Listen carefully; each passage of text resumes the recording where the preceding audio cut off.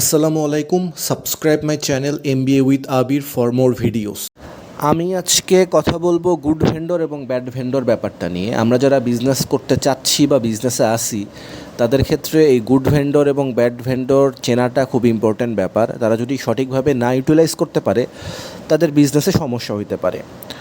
তো ভেন্ডর বলতে আমরা বুঝি vendor are those who sells things.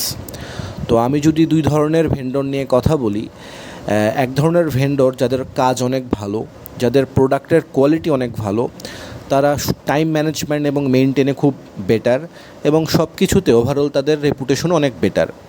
তো তাদের কাছ থেকে যখন কোনো বায়ার তাদের কোম্পানির ব্যাপারে জানতে চায় বা তাদের প্রোডাক্ট ব্যাপারে জানতে চায়, বিল ব্যাপারে জানতে চায়, তারা কী করে, তার বিলিং সিস্টেমটা একবার ফোন কলের মাধ্যমে বা ইমেলের মাধ্যমে তাদেরকে ওভারঅল একবার জানায় দেয়, কিন্তু পরবর্তীতে তারা আর ফলো আপ করে না।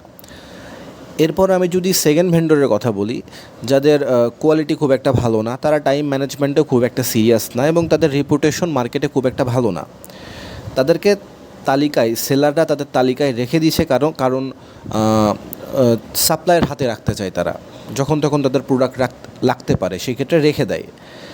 সেক্ষেত্রে দেখা যায় কি, এই টাইপের ভেন্ডররা সব সময় ফোন দিচ্ছে, ওনারকে ফোন দেয়, অ্যাকাউন্টসকে ফোন দেয়, পারচেস ওনারকে ফোন দেয়, অপারেশনকে ফোন দেয় এবং এইসব মানুষকে কল দিয়েই থাকে, তাদের প্রোডাক্ট ব্যাপারে জানাতেই থাকে যে এই প্রোডাক্ট আসছে, ওই প্রোডাক্ট আসছে, এটার কোয়ালিটি এরকম, এটার প্রাইস এরকম।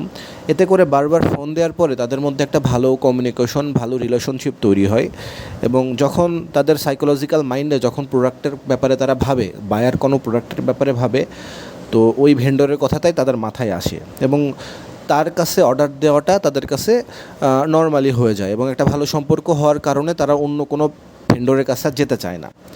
তো এতে করে আমরা বুঝতে পারি যে প্রোডাক্ট ভালো হোক বা খারাপ হোক, যদি রেগুলার ফলো আপ করা যায়, সেক্ষেত্রে প্রোডাক্ট সেল হওয়ার প্রবণতা বা সেল হওয়ার চান্সটা বেশি থাকে। এখন আপনারাই ডিটারমাইন করেন যে গুড ভেন্ডর কে আর ব্যাড ভেন্ডর কে, কীভাবে গুড ভেন্ডর এবং ব্যাড ভেন্ডর আমরা ডিটারমাইন করব। ধন্যবাদ।